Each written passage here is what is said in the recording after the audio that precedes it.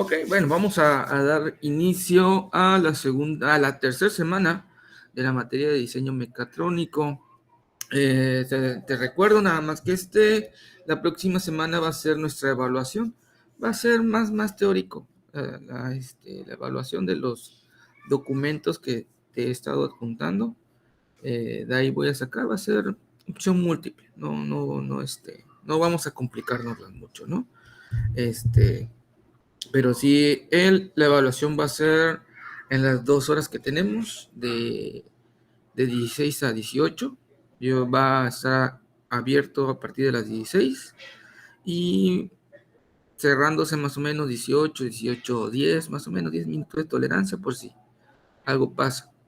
Si en dado caso de que no puedas entrar o algo suceda, ya sabes que es avisar a coordinación mediante un WhatsApp, mediante algún método de comunicación, por correo, por donde sea, avisar a coordinación y ya por medio de ellos me comentan y ya yo abro de nuevo el examen sin problema. También con las actividades, si hay alguna actividad que te falte entregar, coméntame también.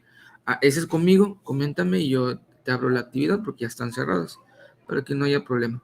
El examen se hace el sábado, como te comento, y más tardar el domingo ya tengo la evaluación y el lunes estoy subiendo ya la calificación a la plataforma por si algo pasa o algún imprevisto, yo no sé. Luego sucede algo imprevisto y tenemos que modificar. Mejor me espero y el día lunes más tardar ya está la calificación en el sistema, la calificación del primer bloque. ¿Ok? Bueno, en este segundo bloque va a ser algo muy sencillo. Yo soy ingeniero mecánico electricista. Me voy más hacia lo mecánico. Me voy un poquito más para allá que hacia lo eléctrico. Lo eléctrico así como que, ok, ahí le entramos, pero si tuviera que elegir, me iría hacia lo mecánico. O sea, me parece un poquito más interesante. Algunos es al revés, algunos lo eléctrico es lo suyo, o algunos hasta lo electrónico, ¿no? Ya que tú estás viendo en la carrera 3 cosas. La mecatrónica es la unión de las 3 materias. Se supone que debe ser un poquito más, sales especializado en las 3, tienes conocimiento de las bases de las tres carreras. Por eso es, como dicen, la materia del futuro, por decirlo de alguna manera, igual como los industriales y todo eso. Pero bueno, ahorita vamos a ver los componentes, lo que son los componentes eléctricos. Vamos a ver un poquito, solamente comentar lo de semiconductores, a ver si nos da tiempo de llegar hasta ahí. Y con eso concluimos nuestra tercera semana. Yo creo que sí, no, vamos a llevar ahí un tiempito en esto. ¿Ok? Bueno, los elementos eléctricos, lo básico, vamos a recordar, tomar en cuenta cómo funciona la electricidad, por decirlo de alguna manera, ¿no? Nosotros en nuestra vida cotidiana tenemos todo, ahora sí estamos rodeados de equipo eléctrico. Estamos rodeados de equipo eléctrico que si no, nuestra vida ya en este tiempo, en nuestra vida ya no la concebimos sin esos elementos. ¿A qué elementos me puedo referir? De un teléfono celular. Yo soy de la generación que, que todavía no teníamos celular. Yo del 80 y tantos, todavía conocí los primeros celulares que llegaron a México, por ahí del 95, 96. Era la novedad, eran muy grandes, eso sí, muy grandes, no cualquiera lo tenía porque eran algo caros, pero ya era algo muy novedoso, que todos sabían que iba a llegar un día en que todos íbamos a traer un equipo de esos, pero en ese tiempo todavía era un poquito difícil de conseguir, eran muy caros esos elementos, ¿no? Ya luego vino la revolución de eléctricos, de que todo se fue automatizando, todo se fue haciendo más pequeño, hasta que llegaron ya los celulares con teclado QWERTY, o los numéricos, y luego vino la revolución con el iPhone, que quitó los teclados y ya todos se fueron a las pantallas táctiles, ¿no? Ya donde vino luego ya las pantallas completas, celulares grandes, etcétera, etcétera, etcétera, ¿no? Pero todo fue una revolución de eso de lo electrónico, que ya no podemos concebir nuestra vida sin tener un celular, ya no concebimos nosotros nuestra vida sin estar comunicados mediante WhatsApp. Si no le llega si tenemos algún contratiempo y no tenemos el internet y queremos mandar un aviso a alguien y no tenemos el internet, como te digo, se nos hace muy difícil hablar por teléfono, porque ya no hay casetas, ya no hay rentas de teléfono, hay muy pocas ya. Yo por lo pronto ya no conozco alguna caseta que acepte tarjetas o moneditas como era antes, que comprabas tu tarjeta y tu monedita y podías comunicarte, ¿no? Ahorita ya dependemos todo de esto, ¿sale? Todos los sistemas eléctricos, electromecánicos, o ya hablando en otras áreas, mecatrónicos, ¿sale? Nosotros vamos más hacia lo industrial, ¿sale? Ya todo lo industrial por lo general ya es automatizado, ya es más mecatrónico, todo se mide con circuitos o componentes eléctricos, ¿sale? Que están diseñados para analizar variables, para analizar sistemas, para controlar sistemas, para prever qué puede pasar, ¿no?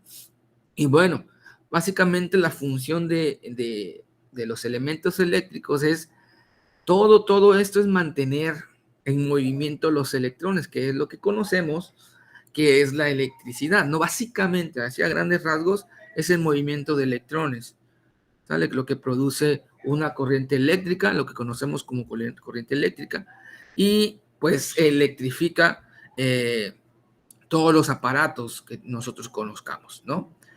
La razón por la cual estos electrones se mueven es porque hay alguna fuerza, ¿no? Una fuerza electromotriz que se le dice, que los empuja y todo esto. ¿Ok? Ahora bien, nosotros vamos a conocer que la medición del potencial del campo eléctrico se va a conocer como voltaje. ¿Ok? El potencial del campo eléctrico en el cual es la energía potencial en un campo gravitacional. Básicamente, nosotros el voltaje lo podemos concebir como aquella fuerza que va a empujar al electrón hacia grandes rasgos y a palabras muy comunes, ¿no? Permíteme un tantito que va a entrar un compañero. Por aquí. Creo que sí le di entrada. Bueno, creo que se salió. Ok, hacía grandes rasgos y a palabras, digo, comunes que podemos utilizar. El voltaje es una fuerza que va a estar, o la potencia, como dice, que va a estar empujando los electrones a través de un área. En este caso, un ejemplo, un cable, ¿no? El área transversal de un cable. Buen día, Abraham, buen día. ¿Estás por ahí? Buen día, Inge, aquí estoy. Bueno, qué bueno que nos acompañas, por acá. Bueno, ahorita te doy el aviso y el anuncio que les di al compañero. Aguántame, nada más termino esta presentación tantito, ahorita te comento.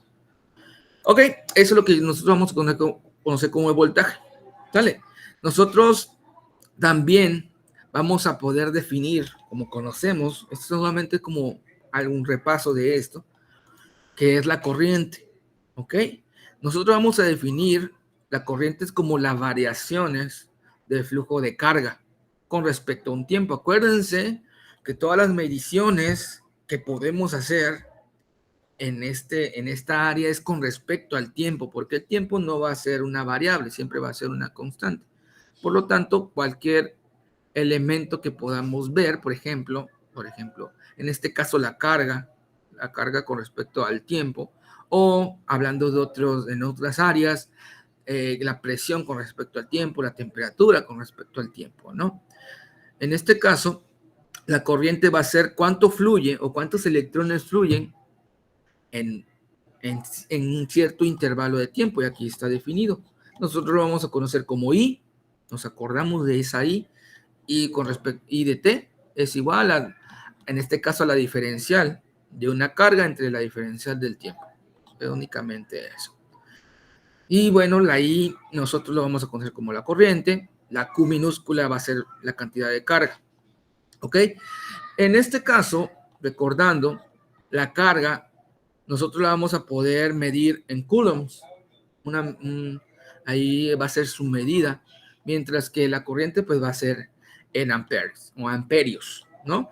En coulombs, el coulombs es igual al ampere por el tiempo. Esa es como la definición de qué es un coulomb, en este caso C, ¿no?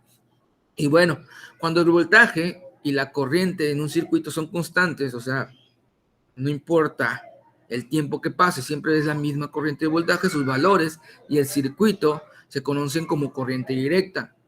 La mayoría de equipos electrónicos, y eso yo creo que ustedes me van a decir si estoy mintiendo por ahí, la mayoría de equipos electrónicos ocupan corriente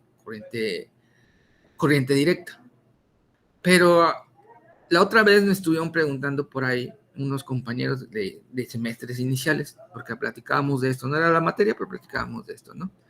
Pero dicen, pues, ¿cómo es que pues, ocupan corriente directa, pero lo conectamos a la pared y la pared no es corriente directa, no es corriente alterna? Ok, pues por eso traen.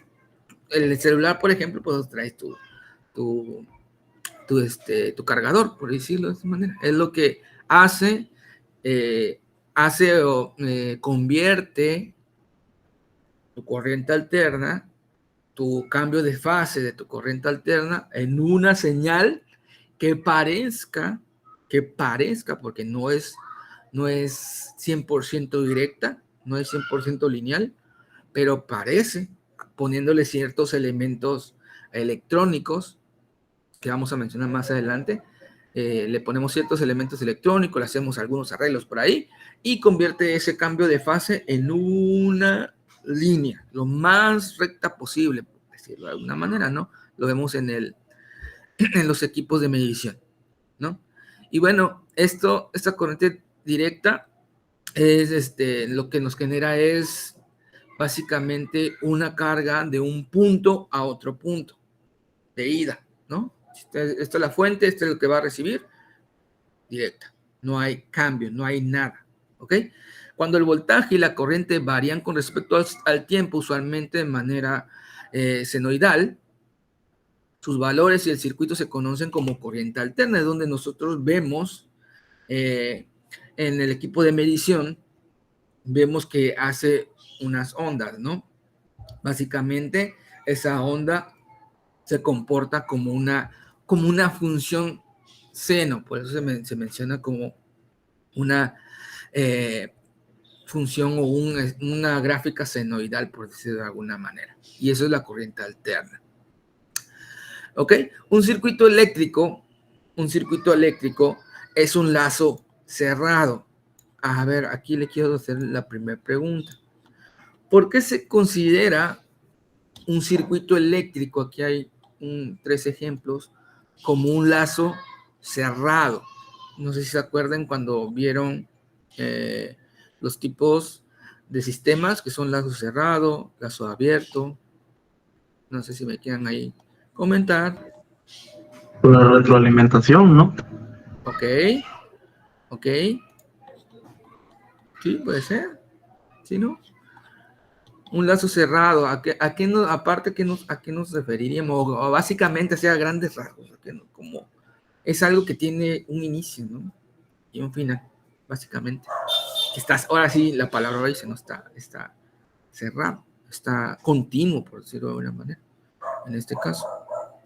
Este lazo cerrado consta de varios conductores que conectan componentes eléctricos, que puede ser una batería, puede ser un foco, una lámpara, un switch, un motor, una fuente de voltaje diferente de que sea una batería, yo no sé, ¿no? Puede hacer un conjunto de combinaciones donde vaya una batería, un switch, un interruptor, una luz, una fuente de voltaje, como vemos aquí, un interruptor y la luz, o un contacto doméstico que encienda un motor en un circuito de corriente alterna. Estos son unos circuitos muy simples, ¿ok? Pero, como les digo, en cuanto a la alimentación, va de un inicio y regresa de donde comenzó, ¿no? Es un circuito de lazo cerrado, básicamente. ¿Sale? Vamos a ver, aquí está otra partecita en esta. ¿Ok? En esta figura nosotros podemos ver que cierta terminología y el flujo de la corriente que se usa para el análisis de sistemas eléctricos. Si nos acordamos de cuando hemos hecho Kirchhoff, etcétera, nosotros tenemos que escoger o tenemos que analizarlo con respecto a un sentido. Las cargas, ya sea el sentido de las manecillas o el sentido en contra, debemos nosotros darle un valor al sentido, ¿no? Positivos o negativos, todas las que vayan hacia ciertos lados van positivas, o si no al revés, etcétera, ¿no? Pero eso lo escogemos nosotros para los cálculos. La fuente de voltaje que proporciona la energía y el circuito puede ser una fuente de poder, como les digo, una batería o algún generador, algo que genere ese movimiento y que me dé la carga que yo necesito. ¿Ok? Y bueno, nosotros vamos a ver que en este diagrama, nosotros vamos, aquí vemos, a ver si, aquí está, creo que sea un poquito más, muy pequeño. ¿Ok? Nosotros vamos a tener aquí lo que es el flujo de corriente, ¿ok? La carga, la caída de voltaje o el flujo de electrones, etcétera, ¿no? El flujo de corriente se representa como de esta forma, hacia dónde van, etcétera, ¿no? Y bueno, la convención estándar supone que la carga positiva fluye en una dirección opuesta de los electrones y la corriente describe el flujo de esta carga positiva como no electrones. Muchas veces tenemos el, el mal concepto de decir que si tenemos una fuente que nos dé carga, el polo positivo, el polo negativo, sale del positivo al negativo. Eso es como una terminología que está errónea, por decirlo de alguna manera. ¿Ok? Pero hasta ya aún cuando ya tenemos algún estudio de ingeniería, algo por el estilo, algunos todavía consideran ese sentido de positivo a negativo, y realmente se ha demostrado que la corriente va de negativo a positivo, que los electrones saltan de lo más negativo hacia lo positivo. ¿Ok? Y bueno, una carga consiste en una red de elementos de circuitos que pueden disipar o almacenar energía eléctrica. Y nosotros vamos a considerar también aquí que es muy importante esto que voy a comentar aquí. Nosotros todos los circuitos que hagamos o que hagan, deben tener un punto de referencia. Ese punto de referencia se va a conocer como la Tierra, lo conocemos en cuanto a electrónica o electricidad. ¿Ok? Este circuito, este punto de referencia, se supone que en ese punto de referencia el voltaje es cero. ¿Ok? Y aun cuando se muestra una conexión entre los símbolos de tierra en el circuito superior, se implica que ambos símbolos de tierra representan un solo voltaje de referencia. Es uno solo este diagrama de aquí. Pero bueno, como les digo, todo debe estar conectado a un sistema de tierra, los circuitos más pequeños, todos los circuitos eléctricos o electrónicos deben estar conectados entre sí a la tierra, ¿ok? Y a su vez, la conexión donde tomemos la carga debe estar conectada a lo que nosotros conocemos como tierra física, ¿no? A lo que conocemos como tierra física. ¿Para qué? Para evitar cargas parásitas, para evitar muchas otras cosas, ¿no? Y bueno, para proteger también nuestros equipos. Todo debe estar bien aterrizado, tanto la instalación completa como el sistema que se pueda armar. Todo debe estar bien conectado para que funcione. Y aquí es donde vienen, ¿no? Algunos chistes que dicen, no, profe, solamente funciona el circuito cuando yo le pongo el dedo. Pues claro, le estás haciendo tierra, por decir de alguna manera. Estás cerrando el circuito, por eso te prende el LED, ¿no? básicamente no está bien conectado. Bueno, también nosotros vamos a ver que existen tres elementos básicos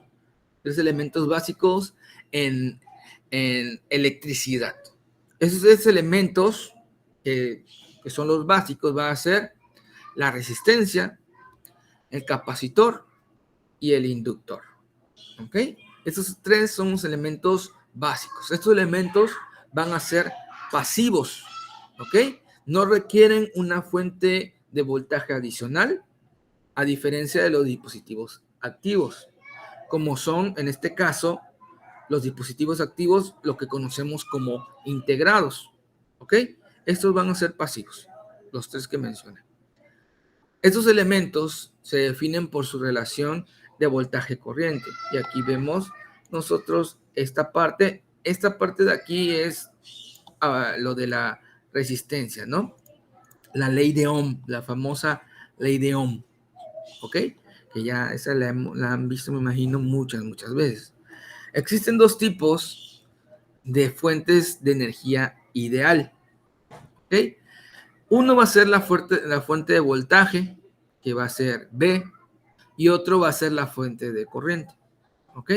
Estas fuentes ideales no contienen resistencias, ni inductancias o capacitancias internas. ¿Ok? Aquí yo puedo ver, voy a mover esto por acá abajo. ¿Vale? Aquí puedo ver algunos de los esquemas o símbolos que se ocupan de estos componentes, que es la resistencia, el famoso símbolo de resistencia, que algunos lo dibujan como un rayo, pero es más o menos así como estriado, una resistencia. El capacitor se ve de estas dos maneras. Alguien, a ver, les pregunto aquí, nada más conocimientos previos, ¿por qué se puede dibujar de dos maneras el capacitor?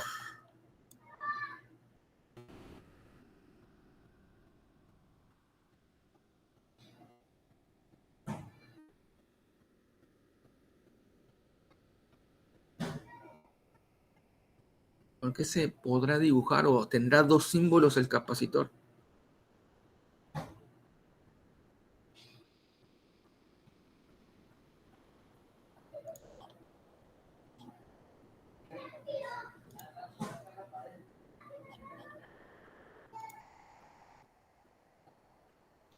¿Cuáles han usado ustedes cuando han armado algún circuito? ¿Qué tipo de capacitores han usado, perdón?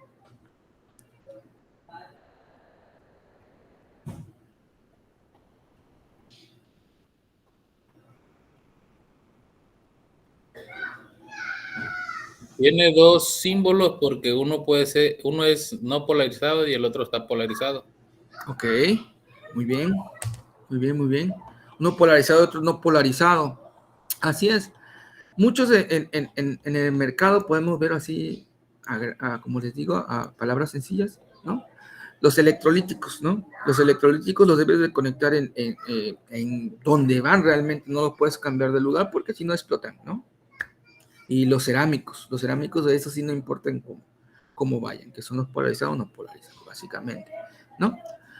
Y el inductor, pues es básicamente un alambre enredado que genera una carga, un campo eléctrico, ¿no? Un campo ahí más o menos.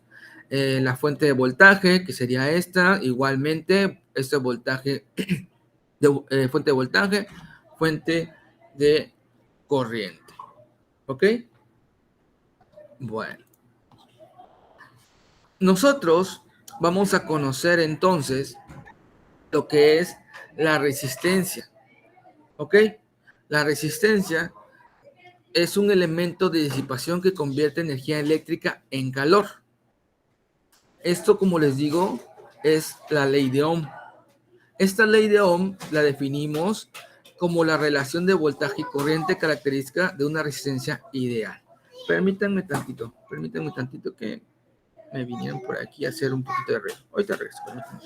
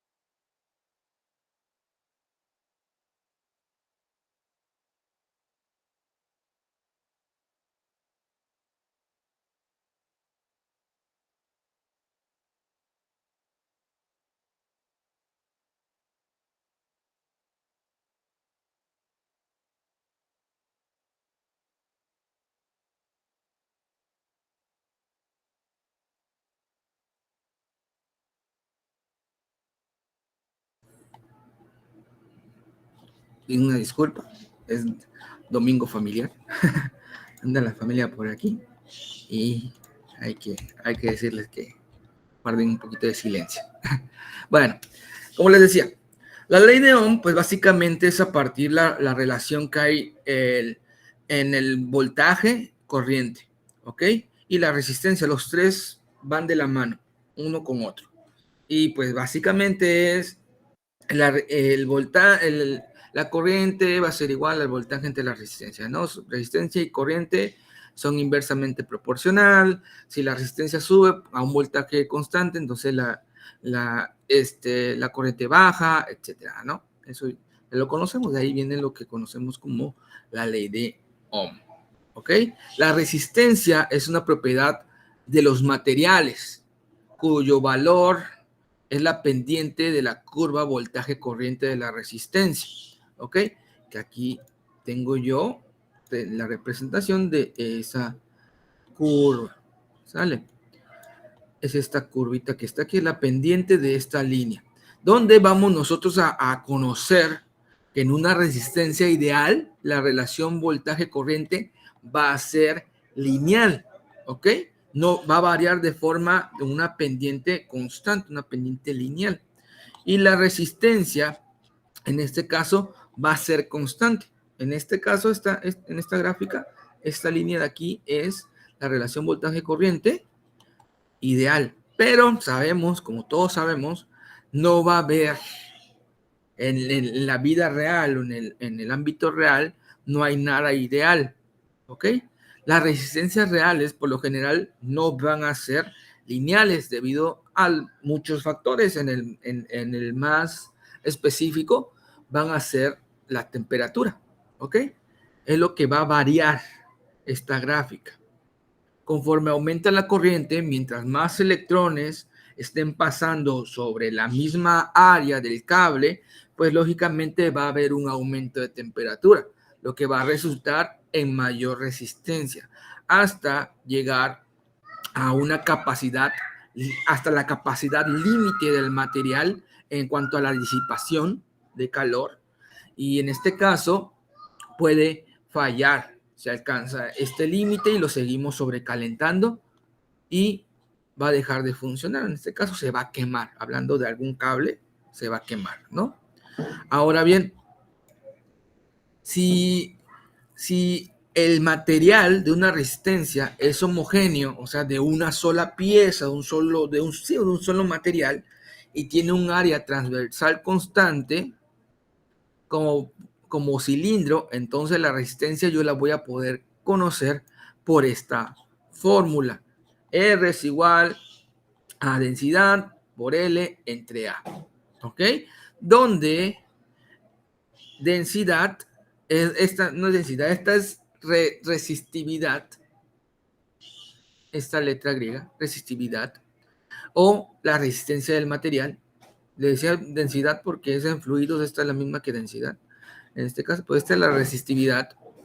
La L va a ser la longitud del alambre y la A va a ser el área transversal. Al referirme al área transversal, es básicamente la cara circular del alambre, si nosotros lo cortamos en alguna sección y lo vemos. Esa es la cara transversal de la cual habla esta fórmula.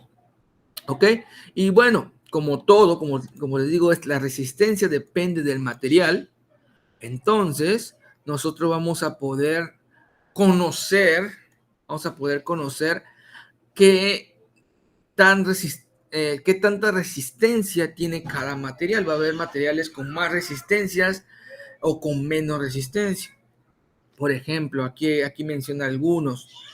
Por ejemplo, el aluminio, la resistividad está dada a la 10 a la menos 8 ohms metro. ¿Ok? El aluminio es 2.8, carbono está en 4000, el cobre 1.7, constantan 44, el hierro 10, el oro 2.4, la plata 1.6, tuxteno 5.5. En este caso, el que tiene mayor resistencia sería el carbono. El que tiene en esta tablita, el que tiene menor resistencia sería la plata, ¿no? Entonces, dependiendo del material, y así vamos a encontrar no tan solo materiales, en este caso, rígidos, por decirlo de alguna manera, sino también en fluidos. Cambia la resistencia, en gases también cambia la resistencia, etc. En fluidos, por ejemplo, cuando se arma un transformador, básicamente el aislante que se debe de aplicar en un transformador es el aceite aislante, ¿no? Que se le tiene que estar sumergido todo lo que compone el transformador en aceite aislante para que los componentes no haga algún arco eléctrico o evitar contactos no deseados entre piezas o diferentes componentes. Cuando ese aceite ya tiene mucho tiempo de uso, por decirlo, de almacenamiento, por decirlo también entre comillas, o que ya tiene mucho rato tu transformador ahí, ese aceite se empieza a degradar, o la resistencia del material del aceite se empieza a degradar, y es lo que ocasiona muchas veces que empiece a generar gases, por decirlo de alguna manera, y la resistividad ya no es la misma que con el aceite, sino con los gases, y viene otro factor que puede empezar a transportar el mismo calor que está generando y puede provocar al último que el transformador se queme, ¿no? Básicamente. ¿Por qué? Porque ya no le dieron un buen mantenimiento, etcétera, etcétera. Pero bueno, ahora bien, aquí puse un ejemplo. Dice, como ejemplo del uso de esta ecuación que está aquí, de esta, la voy a copiar y la voy a pegar en el otro. ¿Ok? Voy a determinar la resistencia de un alambre de cobre de 1 milímetro de diámetro y 10 metros de largo. Vamos a ver. Primeramente debemos de ver o debemos de conocer la resistividad del material. En este caso, del cobre. Aquí en esta tablita pues viene, ¿no? El autor nos los pone para que lo agarremos de aquí. Vamos a ver. Por ejemplo, aquí estamos, este es mi cobre, entonces agarramos 1.7 por 10 a la menos 8, esa es mi resistividad, o sea, esta parte de aquí, ¿ok? Voy a ponerlo así más o menos. Ahora nosotros tenemos que encontrar el área, me piden el área y me piden la longitud. En este caso la longitud van a ser los 10 metros. ¿Ok? Esa es mi longitud. El área, como es un cable, yo tengo un diámetro. Entonces me está pidiendo el área transversal. En este caso es un círculo. El área transversal, nosotros vamos a conocer que es pi por diámetro al cuadrado. Diámetro al cuadrado sobre 4. El área de un círculo. Geometría básica, ¿no? Tenemos entonces, haciendo esto, ponemos pi por, está en milímetros, lo tenemos que poner, en este caso en metros, estamos hablando en metros, sería 1 milímetro, sería 0.001 aproximadamente, 1 milímetro.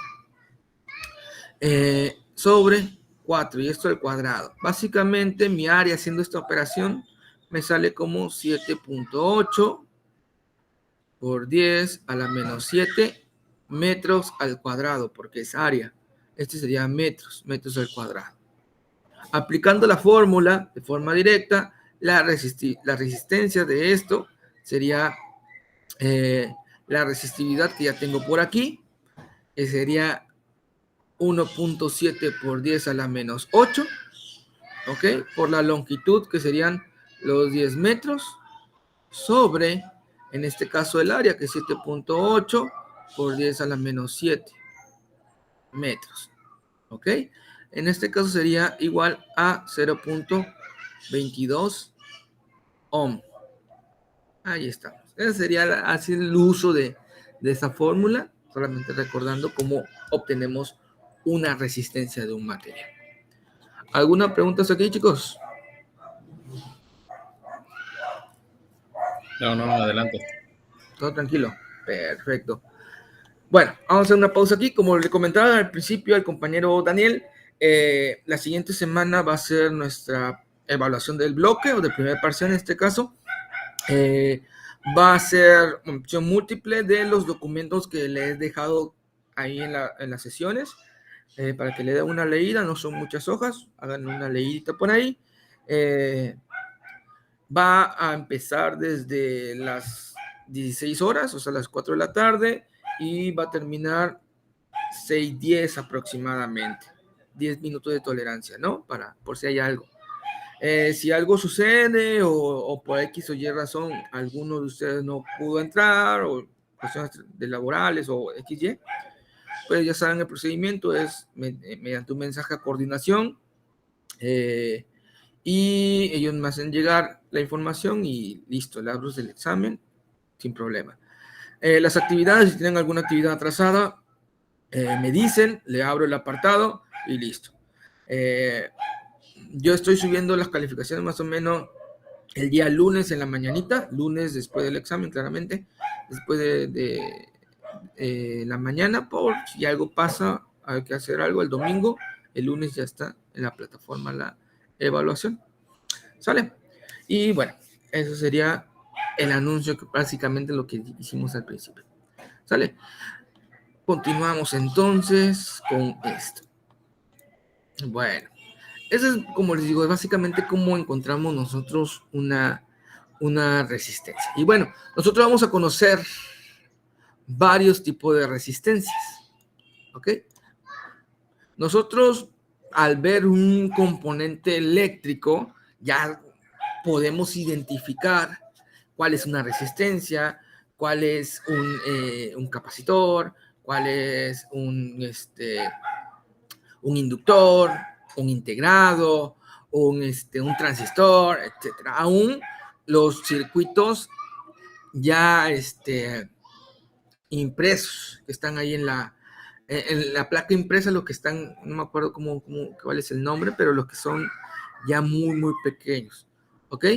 Y bueno, nosotros vamos a poder encontrar, como les digo, diferentes tipos de resistencias que van a mencionarse como los que son encapsulados o encapsulados simples en línea, como en este caso. ¿Sale? Estos son los integrados, encapsulado dual en línea, encapsulado simple en línea, las resistencias de montaje superficial y las comunes, que son estas, que tienen cintillo y tienen colores, etcétera, ¿no? El montaje axial en este caso, ¿no?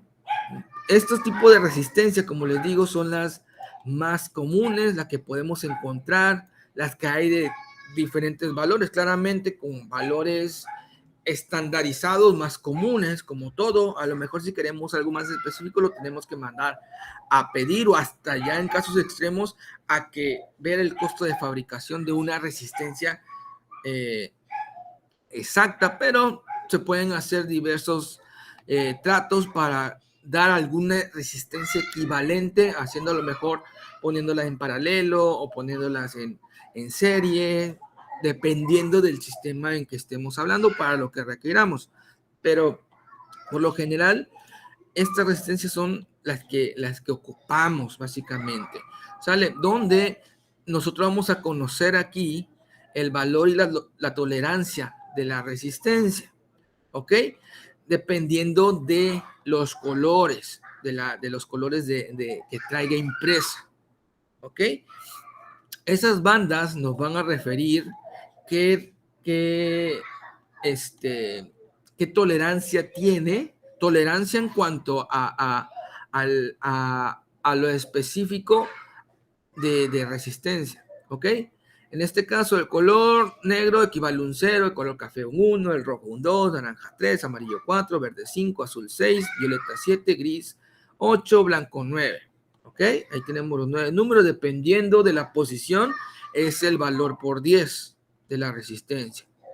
Y la banda de tolerancia, que el oro equivale a un más menos 5%, la plata a un más menos 10%, y si no trae banda, más menos 20%. Se supone que nosotros debemos de tomar el que tenga menos tolerancia, que va más exacto, ¿no? Para mayor protección, porque básicamente la resistencia nosotros vamos a poder o a necesitarla como un sistema de protección muchas veces.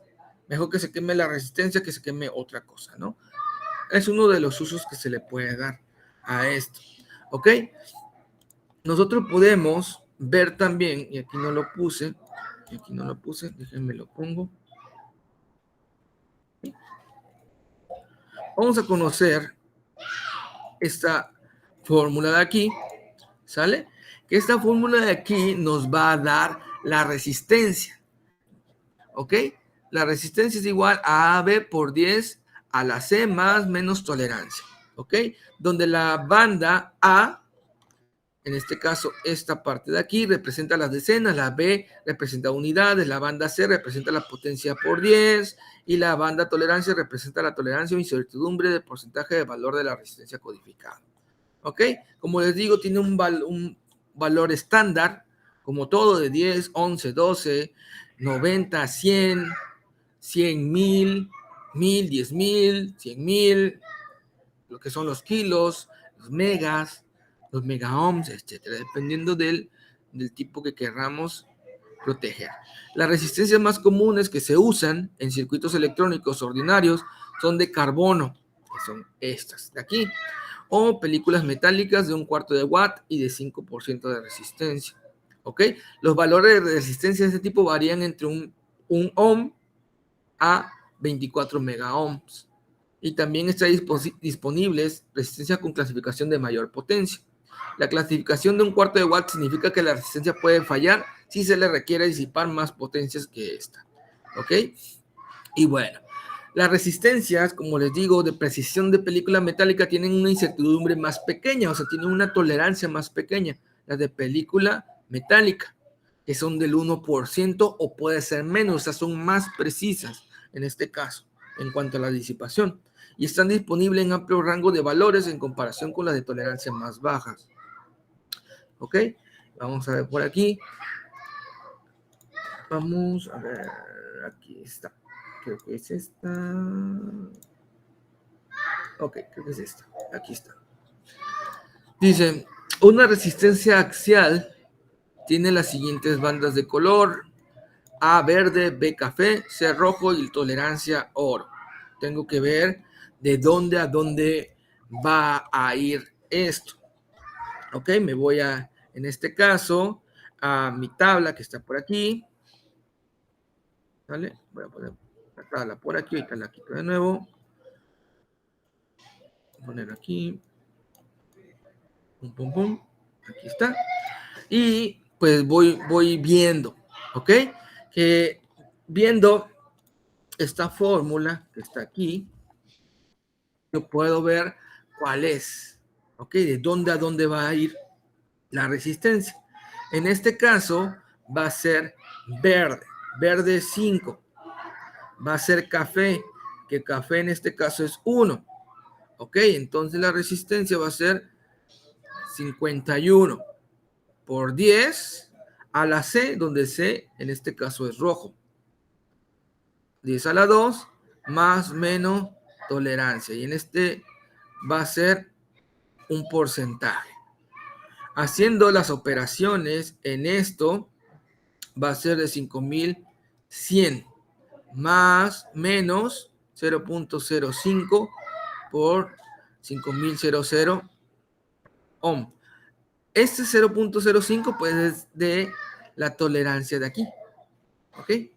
Es la tolerancia del 5%, tanto para abajo, si está mi valor aquí, sabemos que va una tolerancia, aquí está mi resistencia, le quitamos el 0.05, el 5% a 5100 y me queda 4800. Y le aumentamos el 5% a 5100 y me queda como 5300. Entre esos valores va a ser el funcionamiento de mi resistencia, o mi valor estimado por esas tolerancias. Si este tolerancia fuera del 10%, pues estos valores se va a extender un poco más, ¿no? Se va a extender más para acá y más para acá. Más grande va a ser el intervalo que va a estar utilizando. Bueno, como le comenté en la clase pasada al compañero, cada cambio de hora vamos a tomar un leve descansito para si se quieren estirar, tomar agua, ir al sanitario, etcétera. Son las 4:53, yo tengo por aquí. Regresamos entonces a las 5. Voy a apagar la cámara y el micrófono, va a quedar conectado, ¿sale? A las 5 retomamos la segunda parte para hacer el cambio de hora.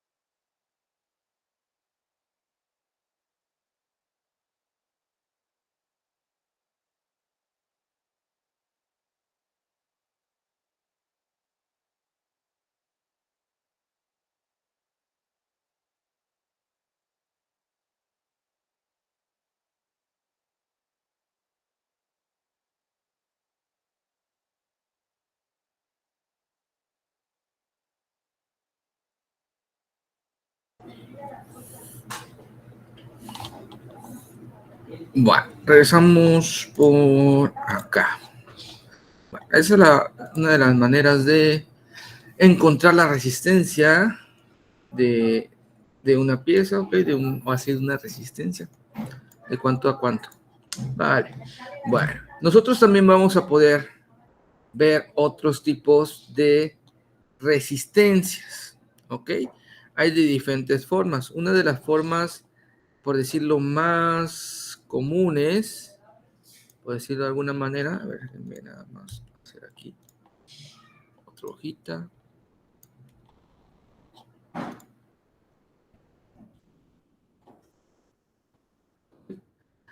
Es lo que son los potenciómetros o los POTs que se le dice, ¿no? Los potenciómetros. En este caso, vamos a poder encontrar también algunos que se llaman los TRIMP, que esos básicamente luego los encontramos adentro de los equipos que pueden ser para un ajuste minucioso, un ajuste minucioso que por lo general cuando te encuentras un trim te dicen no lo muevas a menos que sea necesario o alguien que sepa o algo por el estilo, porque no cualquiera sabe los ajustes de ese potenciómetro. Así para un ajuste fino, por decirlo de alguna, esa era la palabra, un ajuste fino, ¿ok?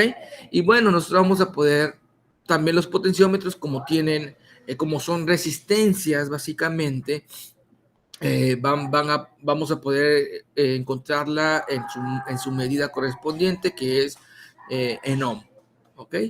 En ohm, en este caso.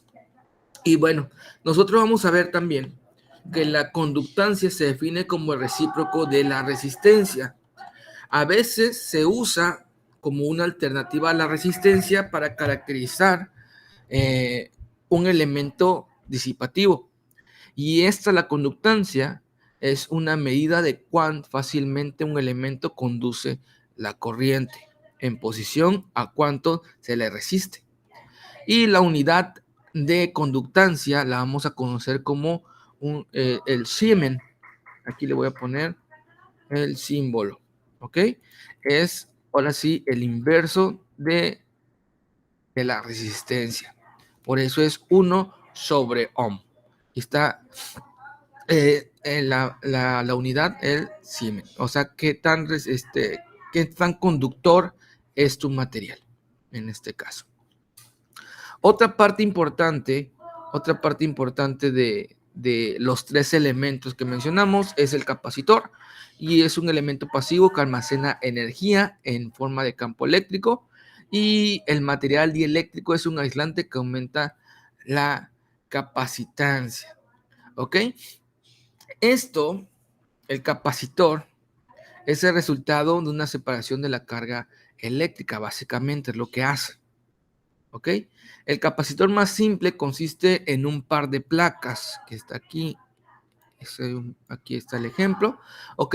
Un par de placas conductoras que están en forma paralelas, no se tocan, están separadas por un material dieléctrico. ¿Ok? Algo en medio de ellas, no se pueden tocar, pero lo que hacen los electrones es pasar o brincar de un lado a otro, de una placa a otra. ¿Ok? En este caso, eso es como básicamente el funcionamiento. Este material dieléctrico es un aislante que aumenta la capacitancia como resultado de dipolos eléctricos permanentes o inducidos en el material. Ahora bien, estrictamente la corriente directa no fluye a través del capacitor. En vez de ello, las cargas se desplazan de un lado a otro del capacitor a través del circuito conductor al otro lado, lo que establece como un campo eléctrico. Y el desplazamiento de dicha carga se llama corriente de desplazamiento, y aquí está dada en el diagrama que está aquí. ¿Ok? Aquí está, a ver, lo hago un poquito más grande. ¿Sale? Aquí está la corriente de desplazamiento. O sea, la corriente directa o directamente no va a pasar de un lado a otro, sino va a generar un campo eléctrico aquí que va a ser la corriente de desplazamiento. Pues la corriente parece fluir momentáneamente a través de este dispositivo, pero no es algo de forma directa. ¿Ok? Y la relación voltaje-corriente del capacitor, así como la resistencia tiene su fórmula, el capacitor va a tener esta fórmula, ¿sale? Que es el voltaje con respecto al tiempo es igual a 1 entre la capacitancia en una integral que va desde 0 hasta el tiempo estimado o el intervalo, el límite superior, y vamos a integrar la corriente, ¿ok? Vamos a integrar la corriente con respecto a un tiempo, en este caso. Y esto es igual a corriente con respecto al tiempo entre la capacitancia, donde vimos que esta Q pequeña es la cantidad de carga acumulada en coulombs y C es la capacitancia que está dada en Faraday o en faradios, básicamente. Donde un faradio o un Faraday es un coulomb entre voltaje. Y bueno, nosotros vamos a ver la fórmula que es esta parte de aquí. ¿Ok? Que dice, para diferenciar esta ecuación se puede relacionar la corriente de desplazamiento con la tasa de cambio de voltaje. Acuérdense que cuando hablamos de un diferencial estamos hablando de cómo cambia, en este caso, el voltaje con respecto al tiempo con una capacitancia, en este caso, constante. Y eso me va a dar la corriente en ese capacitor. Ahora bien, la capacitancia es una propiedad del material dieléctrico y la geometría y separación de las placas. Los valores de los capacitores típicos varían desde un picofaradio, muy pequeño la capacitancia que tiene, a 1000 microfaradios. ¿Ok? Un rango muy grande. En este caso, muchos dicen que un capacitor es aquello que almacena energía, ¿no? Es aquello que almacena energía. Y yo he platicado con algunos de ahí, de los que componen, ahora sí, los que instalan y dan mantenimiento a mini splits y todo, y a refrigeradores, todo eso, que muchos dicen, no, es que se le echó a perder el capacitor, ya no retiene la energía y te cambian el capacitor, ¿no? Es su función, o sea, básicamente aquí el campo eléctrico ya no lo está generando el capacitor en ese caso de los aparatos. Por lo tanto, ya no hay corriente de desplazamiento. Ya el material dieléctrico a lo mejor ya se dio y ya está en corto tu capacitor. Puede haber muchas razones, ¿no? Pero es lo que dicen, no, ya no almacena, ya no está almacenando la energía, entonces cámbialo. Puede que tenga algo de razón esa sentencia. Ahora bien, dado que el voltaje a través de un capacitor es la integral de la corriente de desplazamiento, aquí está, el voltaje no puede cambiar de forma instantánea. Esta característica se puede usar para propósitos de temporización en circuitos eléctricos como un circuito de RC simple, como les digo, que la sentencia que le acabo de decir puede ser algo real, así de forma, algunos dicen hasta de forma empírica, ¿no? De que no saben por qué, pero le almacena energía. Y es por eso, porque el voltaje aquí no va a cambiar de forma instantánea. Al dejar de funcionar, va a permanecer cierta carga en el capacitor. ¿Ok? Y por eso se utiliza en circuitos de RC o resistencias capacitores simples. Los principales tipos de capacitadores comerciales son los electrolíticos, lo que viene en blanco y negro, lo que son como un cilindro pequeñito, que esos están diseñados de un material que se dice que están diseñados de un material que al sobrepasar cierto límite, vienen hasta con una crucecita, están diseñados para ellos explotar cuando pasen su límite.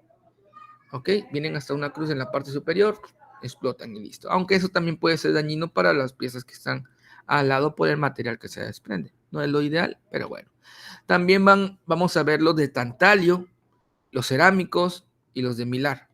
Los electrolíticos, como mencionamos hace rato, son los polarizados, lo que significa que tienen un extremo positivo y uno negativo. El lado positivo del capacitor polarizado se debe mantener en el voltaje mayor que al lado negativo. Se deben conectar exactamente donde va, Donde va el positivo, ahí. Donde va el negativo, ahí. ¿Ok? No se pueden intercambiar. De otro modo, el dispositivo generalmente se dañará. O sea, va a explotar. Como quien dice, si lo conectas mal, lo más seguro es que entre en corto y explote. Y los capacitores vienen en muchos tamaños, diferentes formas, diferentes medidas, etc. ¿Ok? Nosotros también vamos a ver la tercera parte de esto, que serían los inductores. Los inductores, en pocas palabras, es un elemento pasivo de almacenamiento de energía en forma de campo eléctrico. La forma más simple de un inductor es una bobina de alambre, un alambre enredado. Un alambre enredado genera un campo eléctrico si pasa la corriente en ellos. Algunos han hecho algún experimento que energizan un alambre enredado en forma de resorte, por decirlo de una manera, en rizo, y como genera un campo eléctrico, le ponen un imán y va haciendo el cambio pueden generar una corriente si pasan un imán sobre ellos, en medio de ellos, ¿no? Generan una pequeña corriente por el campo eléctrico que se está generando. Ahora bien, esto tiene su uso, o esto del inductor fue resultado de un estudio que hizo alguien, o hizo un investigador, un científico que lo conocemos como Faraday, y propuso su ley de Faraday, que está aquí, que el voltaje es igual a la diferencia de lambda entre la diferencia de tiempo, donde lambda es igual al flujo magnético, ¿ok? Que pasa o está a través de los devanados de la bobina debido a la corriente, ¿ok? ¿Cuánto campo eléctrico está generando con respecto a la corriente que está pasando por el alambre? Eso es básicamente el lambda. Y bueno, el flujo magnético se mide en Webers, W, esa es su unidad. Y bueno, aquí en este diagramita vemos los sentidos de los campos magnéticos, el flujo magnético, ¿sale? Va del centro hacia la derecha y regresa igual hacia la izquierda, ¿no? Y aquí es donde entra nuestro conocimiento en esto.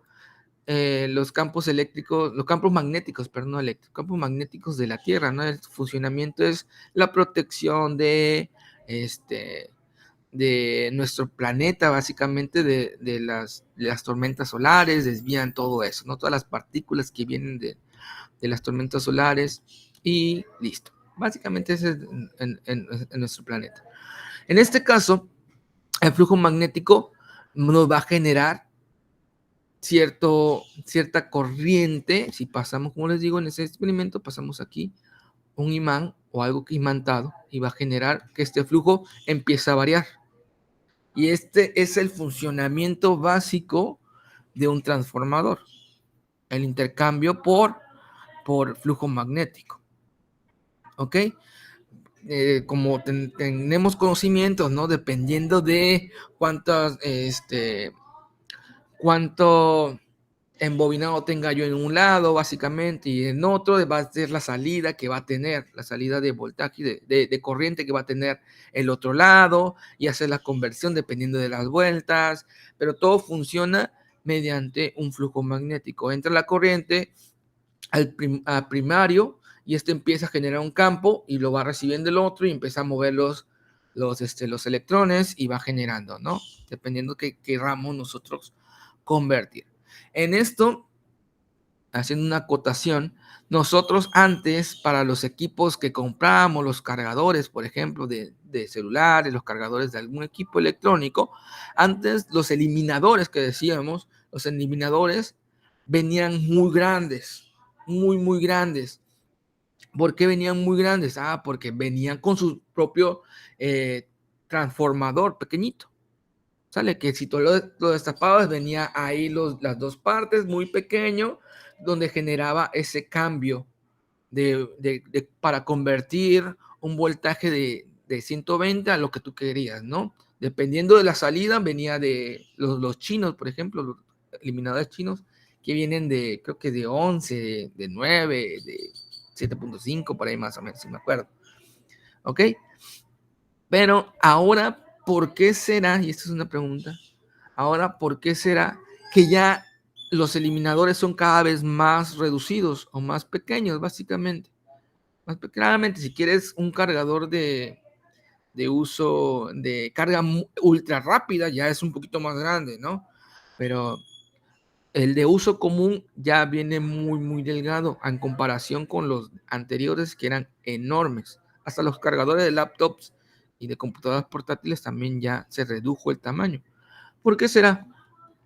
A ver, ¿saben por ahí?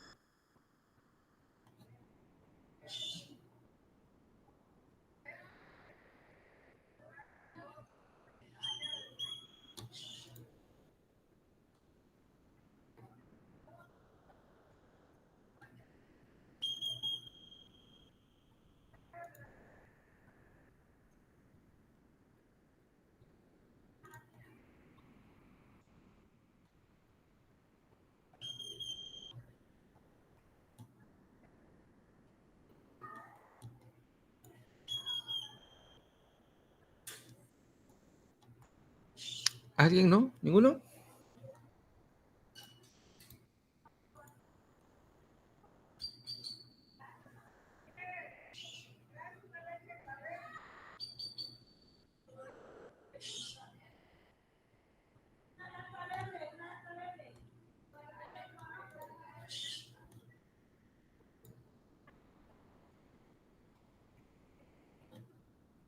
Bueno, vamos a explicarle entonces. Creo que ninguno por aquí.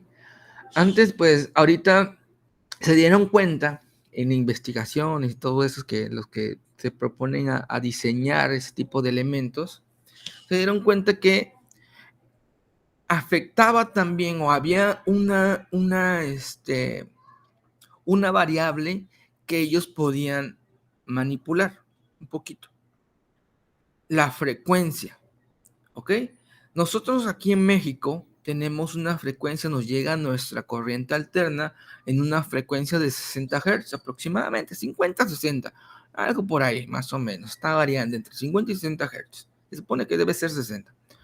Entonces, ellos, en lugar de incrementar el número de vueltas y el tamaño del devanado y del embobinado del pequeño transformador, porque se supone que entre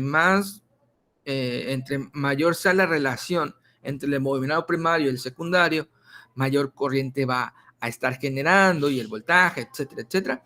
Pero también ellos vieron que pueden generar un cambio, que el 60 Hz o la ondulación de 60 Hz fuera de 120 y generaría prácticamente una equivalencia si fuera una relación diferente a la que ellos tenían. Entonces, ellos vieron que hay algunos elementos electrónicos que pueden cambiar esa medida de ondulación, ¿sale? De 60 Hz a 120, a 240 o mucho más, que son los transistores. Esos transistores pueden cambiar esos 60 Hz, esa frecuencia la pueden cambiar a lo que se solicite. Entonces, en lugar de hacer el devanado mucho más grande o más pequeño, hicieron el circuito con respecto a la frecuencia.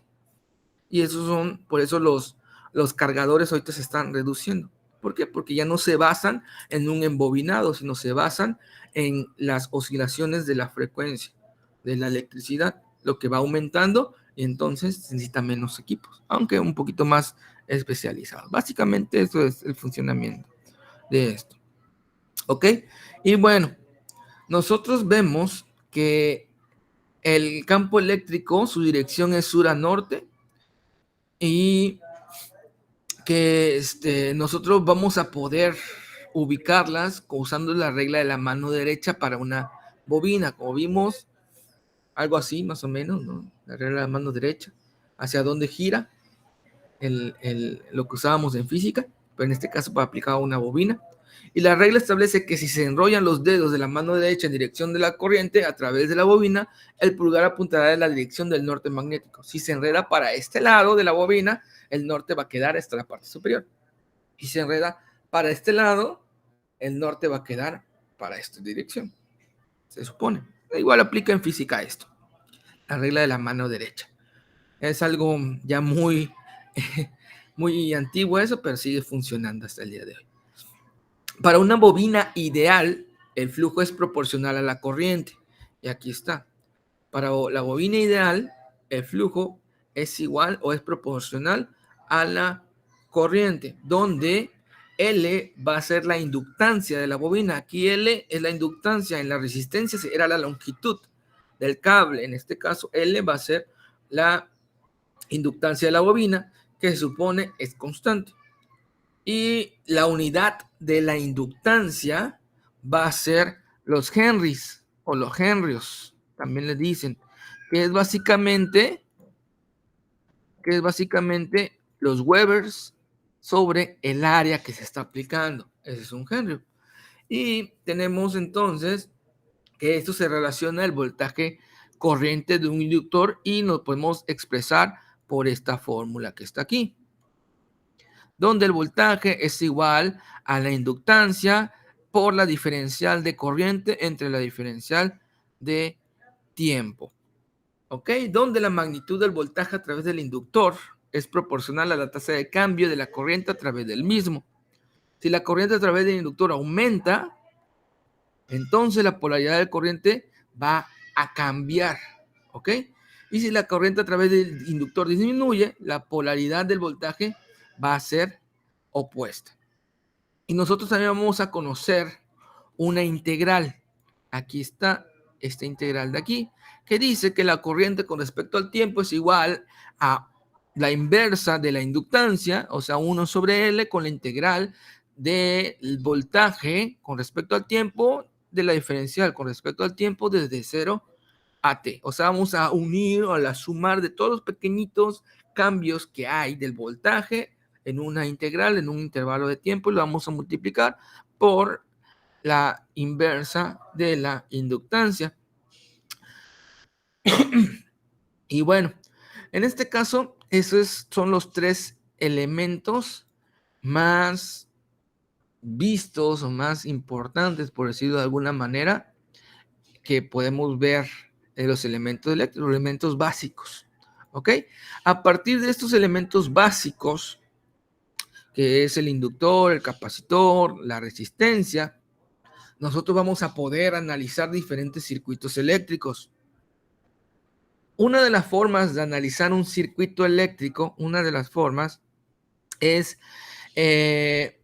las leyes de Kirchhoff, que nos dice que estas leyes son esenciales para el análisis de circuitos sin importar cuán complejos sean sus elementos o cuán modernos sean su diseño. O sea, aplica para elementos antiguos o de hace muchos años o elementos actuales, muy tecnológicos, pero siguen aplicando estas leyes de Kirchhoff. ¿Ok? De hecho, estas leyes son la base de los análisis de circuitos más complejos, como el que involucra circuitos con transistores, amplificadores operacionales o circuitos integrados con cientos de elementos. ¿Ok? Nosotros vamos a conocer dos leyes de Kirchhoff, que son las más conocidas. Aquí voy a poner una. Permítanme tantito. Aquí está. Esta es la ley de voltaje de Kirchhoff. Ok, vamos a ver. Permítanme, se abrió esto. Un tantito. Aquí está. La ley de voltaje de Kirchhoff. Ok. que afirma que la suma de los voltajes alrededor de un lazo o trayectoria cerrada es cero. Muchos a esta no la conocen como la ley de voltaje de Kirchhoff. Muchos la conocen como lazos, ¿no? Vamos a resolverlo por lazos, ¿ok? Que toman, ahora sí, el circuito por partes y por secciones en este caso.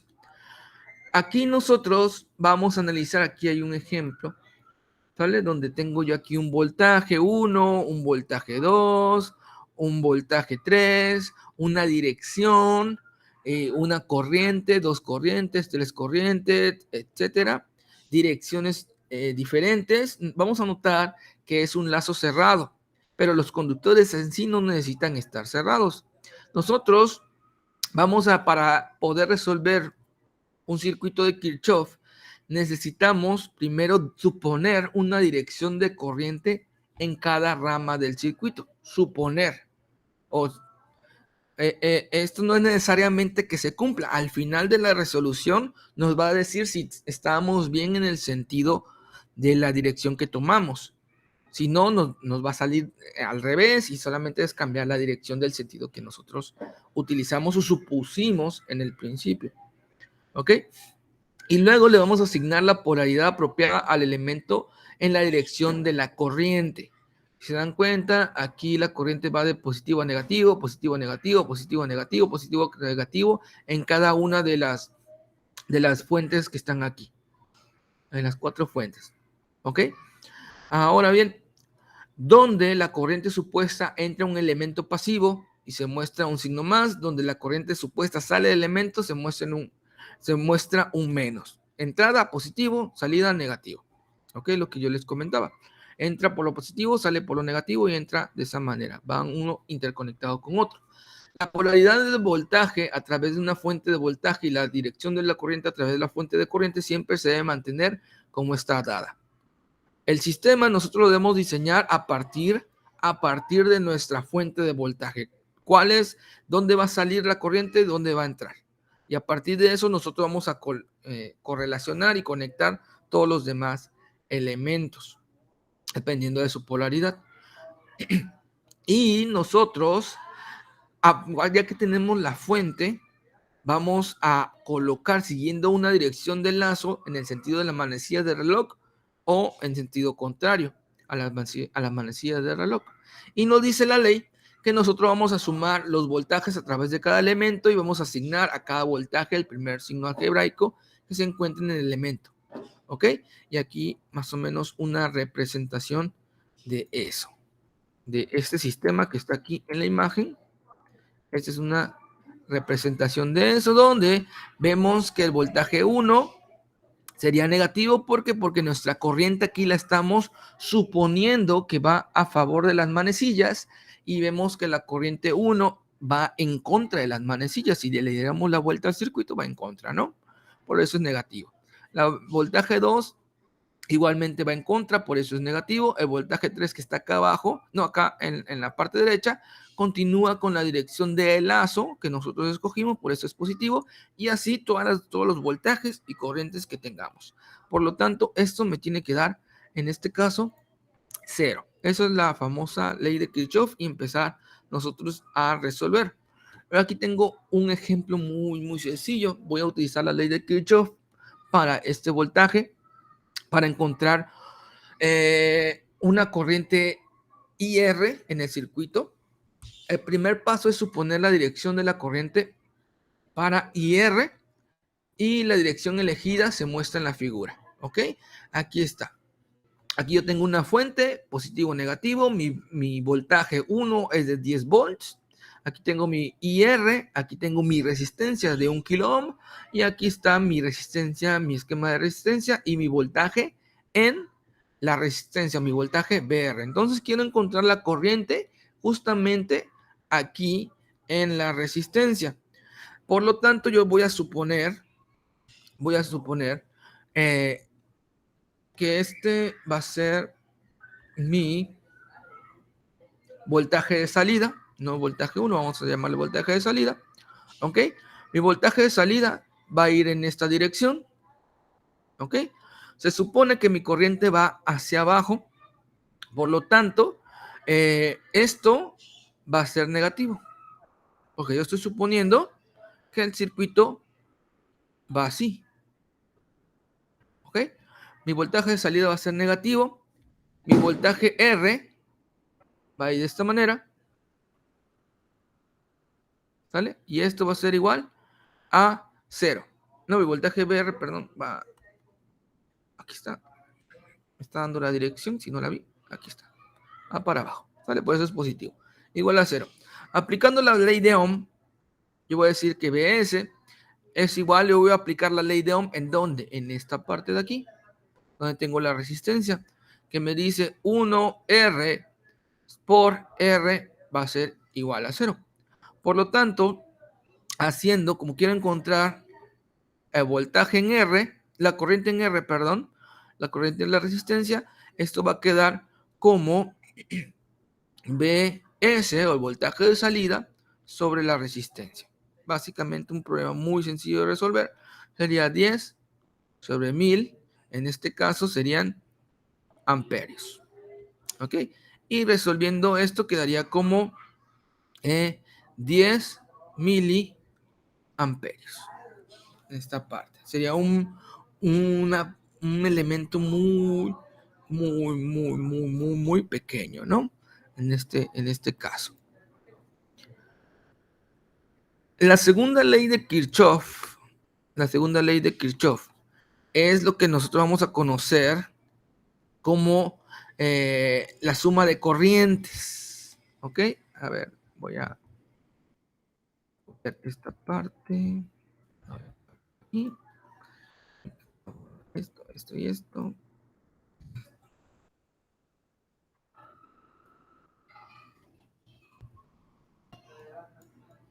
¿Ok?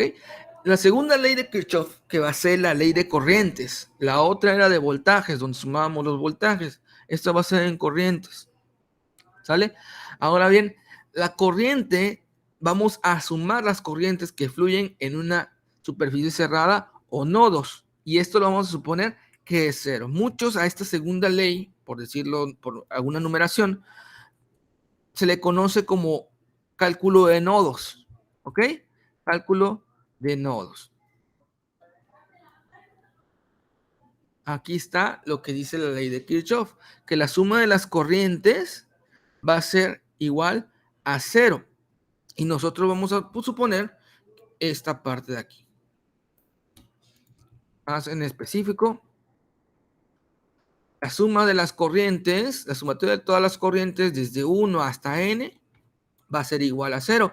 Vamos a notar que las corrientes que salen de un nodo o superficie se le asigna un valor negativo.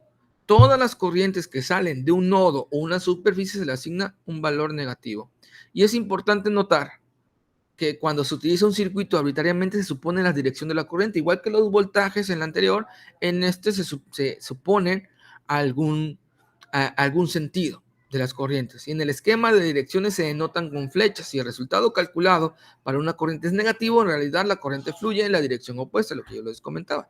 Solamente es eso lo que dice, que si nuestro cálculo sale, pero sale en negativo, quiere decir que lo supusimos en la dirección contraria. ¿Ok? Las caídas de voltaje supuestas deben ser consistentes con la dirección de corriente que se supusieron. Y si un voltaje calculado es negativo, su polaridad real es opuesta a la que se muestra. ¿Ok? Y bueno, esa es la segunda ley de Kirchhoff o la ley de nodos. Y nosotros también debemos de conocer cómo es el funcionamiento de circuitos en serie, de resistencia en serie y circuitos en paralelo.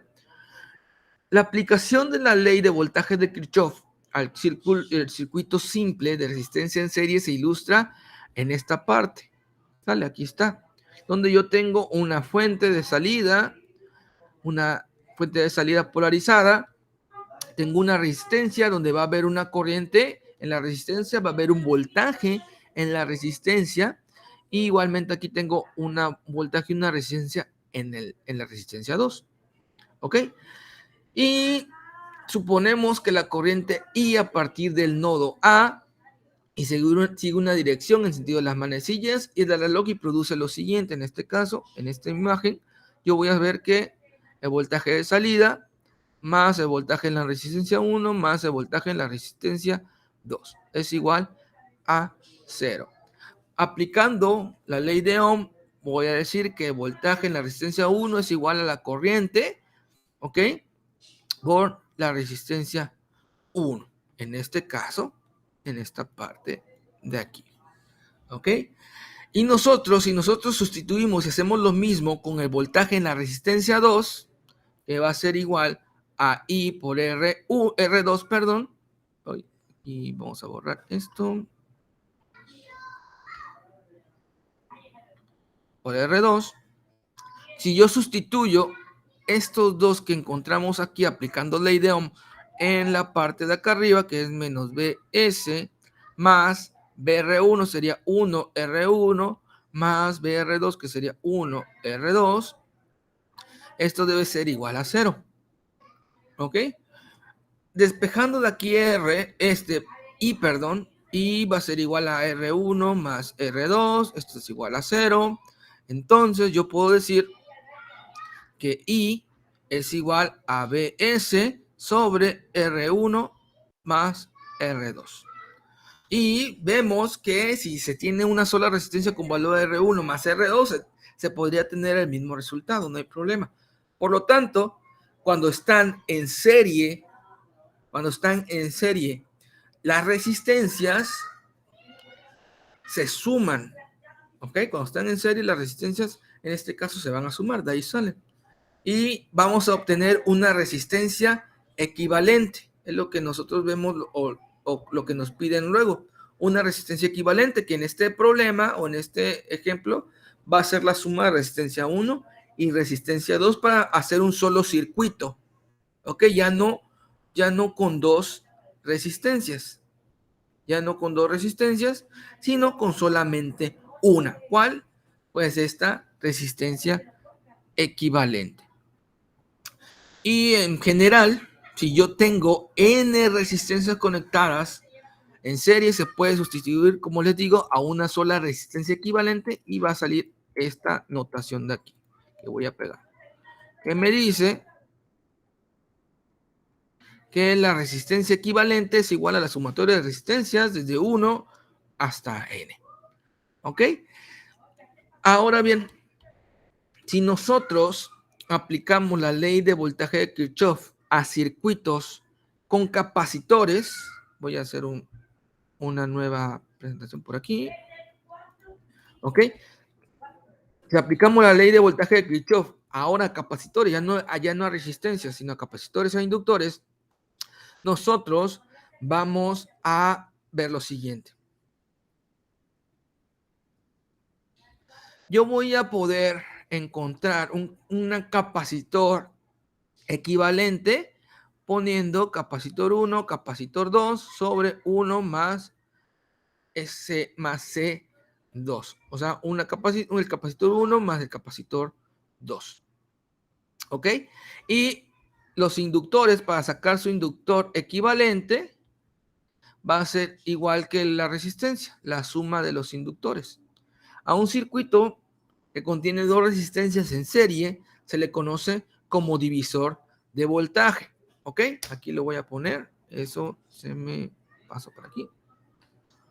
Insertar un texto. Aquí está. ¿Ok? Dice aquí que dos resistencias en serie se les conoce como divisor de voltaje. Porque el voltaje de la fuente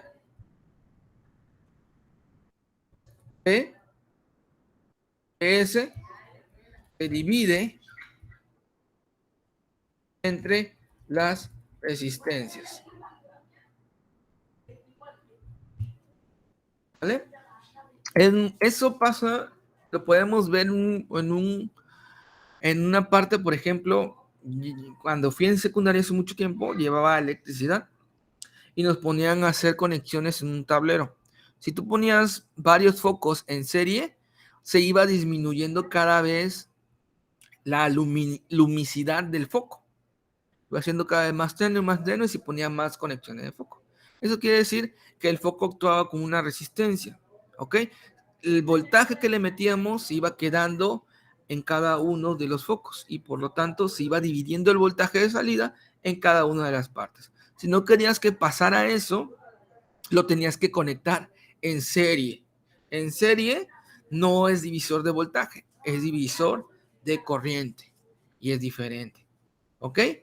Ahora bien, a partir de estas que están aquí, yo voy a poder encontrar el voltaje en la resistencia. Por ejemplo, la resistencia 1 va a ser igual a R1, resistencia 1 más resistencia 2 por voltaje de salida. ¿Ok? Igualmente, resistencia 2 va a ser R2 por R1 más R2 por voltaje de salida. ¿Ok? Y así. Y nosotros vamos a poder ver esto de aquí.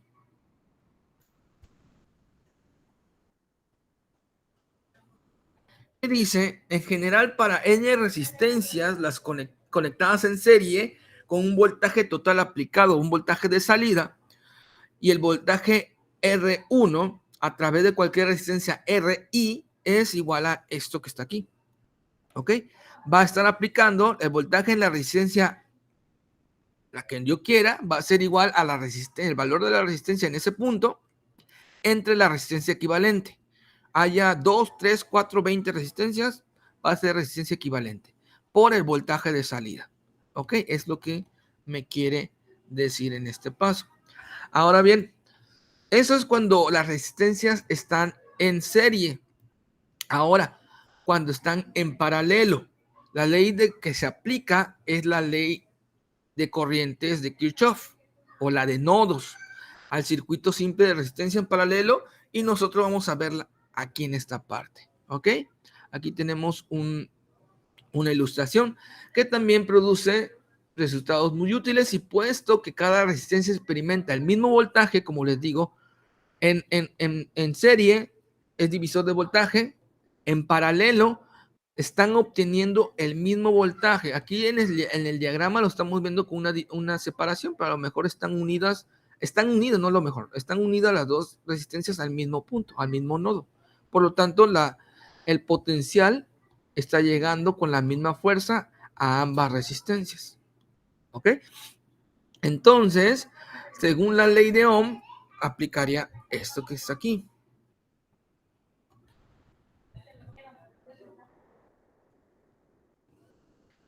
El voltaje, la corriente 1 es igual al voltaje de salida entre la resistencia 1. La corriente 2 es igual al voltaje de salida entre la resistencia 2.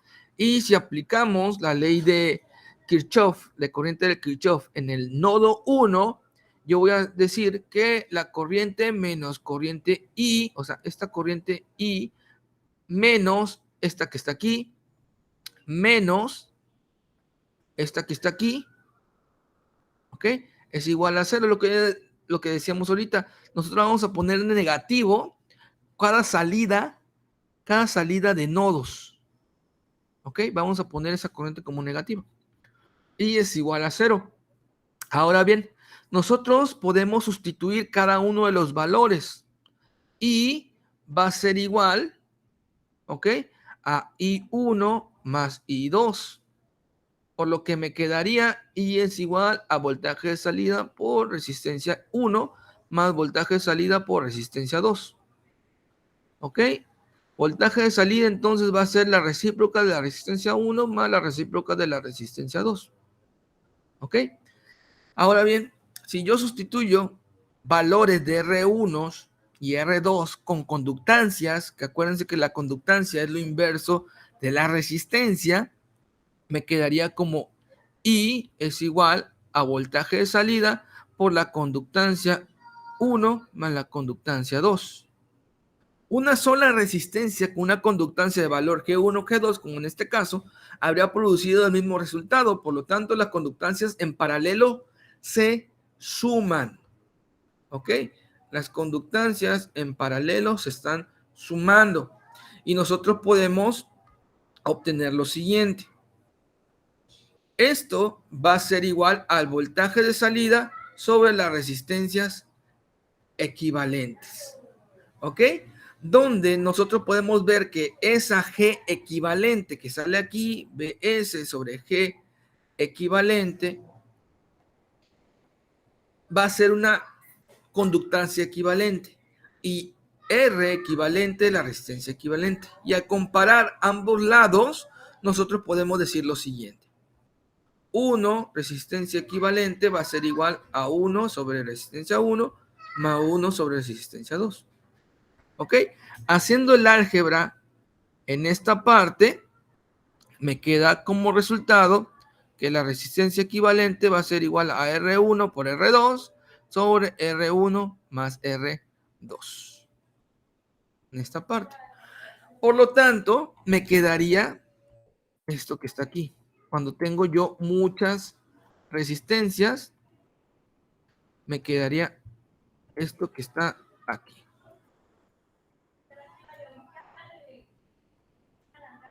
Esto que está aquí, ¿ok? Que me dice 1 entre resistencias equivalentes igual a la sumatoria de todas las resistencias equivalentes, ¿no? Es lo mismo, lo que acabo de comentar. Y bueno, entonces, para lazos aquí de Kirchhoff, ¿ok?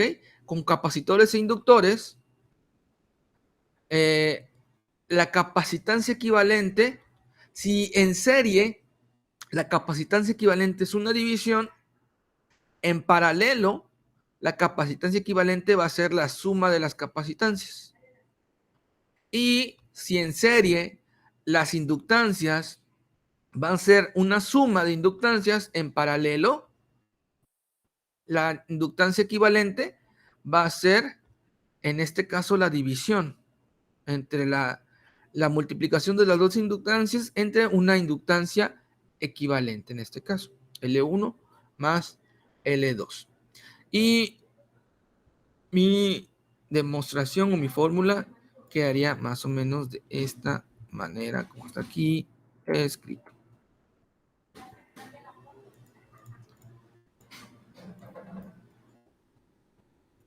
Esto que está acá, más o menos. Y 1 es igual a R2 entre R1, R1 más R2 por I, o I2 es igual a R1 entre R1 más R2 por I. ¿Ok? Y bueno.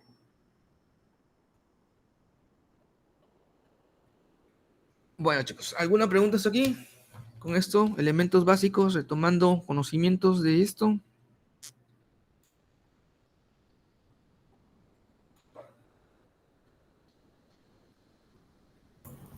Creo que no, y que de mi parte no. Ok, bueno, creo que vamos a quedar hasta No, aquí, profe. ¿no? La siguiente, la cuarta sesión, no, la quinta sesión, vamos a ver si podemos nosotros simular algo. Más o menos yo le muevo al MATLAB. No sé cómo ustedes andan ahí, o si le han movido. Más o menos. Más o menos. Ok, vamos a ver Sí, algo. ok, vamos a ver si encontramos alguna práctica que se pueda realizar para simular algunos elementos, ¿no? Un circuito, algo por el estilo, para ir viendo el funcionamiento y todo eso, ¿no? Como les digo, la evaluación será la próxima semana y va a venir hasta esta parte. Les dejo la presentación y les dejo más documentación ahí. Va a ser de la documentación que les he dejado. Si no hay preguntas, pues sería por mi parte todo. Déjenme nada más, tomo una captura de pantalla para mi reporte. Permítanme tantito. Si pueden encender también sus cámaras, si es posible. Y listo. Gracias. Permítanme tantito. Gracias, Daniel. Voy a tomar la captura. Permítanme. Gracias, Abraham. Gracias. Listo. Ok. Entonces, muchachos, nos estamos viendo la próxima semana. A partir de las 4 queda abierto el examen. Y ahí nos vamos. Dale. Un gusto, feliz Ok, año gracias. nuevo, feliz año nuevo, qué bueno que están por acá y pues aquí continuamos. Ok, gracias, hasta luego. Hasta luego, Gracias, profe. Hasta luego. cuídense.